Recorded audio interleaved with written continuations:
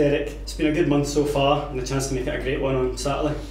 Yeah, I think obviously we take enjoy the moment, take pleasure for winning last Saturday's game, but it is only momentary and you move on quickly to the next one. Obviously Partick Thistle next here at Robbo Park. It's important that we fully focus on that challenge. I think that Thistle are a team deserving of that. They're a good side, they've got very good players and they're up there for a reason.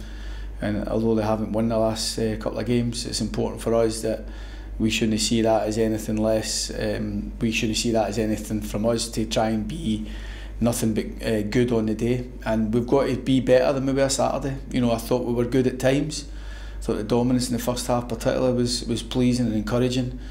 It was encouraging that we managed to come back from losing a goal that we feel we shouldn't have lost from our point of view. When we're having a corner kick and to be countered the way we were is disappointing.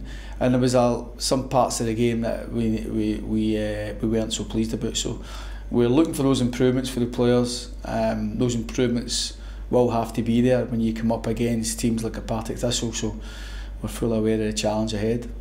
We have shown kind of different ways of winning lately. How much is that kind of pleased you? Yeah, it does. I mean, I'd rather win convincingly and have the goals to show for it.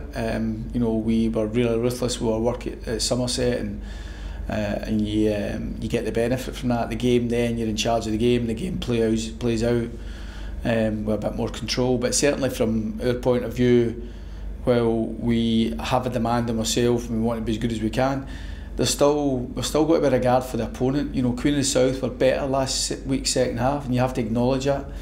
But it's important for us that, if we can't be as dominant in games, that we don't open the door for teams. And we've got to make sure that our work is tight, our work is relentless, and if we can't score the goals when we're on top and have that total dominance to put the game to bed, then we've got to make sure that we don't give too many opportunities. And in the main, the players have done that.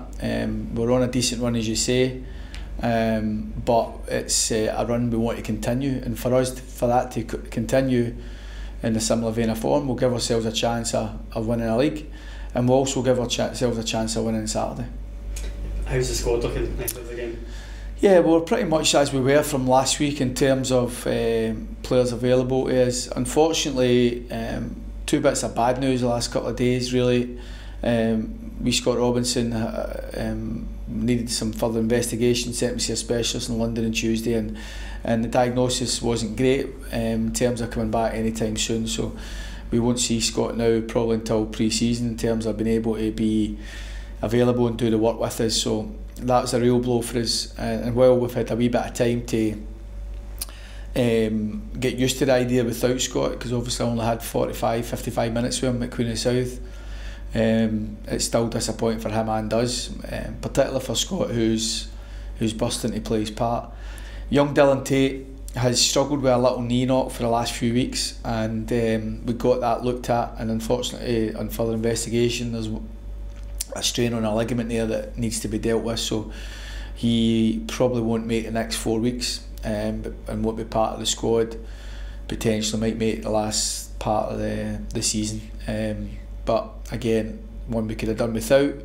We've had little bouts of illness here and there, and we're not alone. We've not been affected by COVID at certain stages, so we're hopeful we can go win with everybody, bar Dylan, bar Scott Robinson and Brandon Houndstrop, who's obviously still recovering from a calf knock.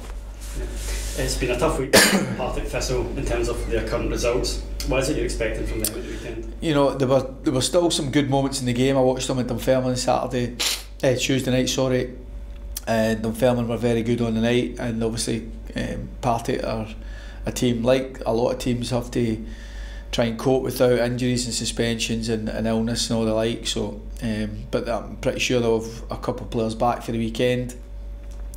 And fully aware of their capabilities. I think they're as good a side as anybody in the league, and we expect a tough match. So regardless of any team we play, whether they're in good form or whether they're in not so good form, it's more about what Kilmarnock do, and that's all really what I'm interested in. It's us reaching a level of performance that allows us the better chance to win all 3 points, because our home form has been good.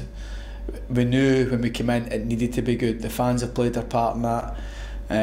We want the fans to play an even bigger part in that going forward, and to try and keep that trust in the team. When things are going well, it's great. When things aren't going so well, stick with us, and because every player needs that help at different junctures in the game, and without that support, it's extra difficult, more difficult. And with that support, it certainly helps. So it helps individual performances, and it helps the team, and hopefully we can help each other to another 3 points.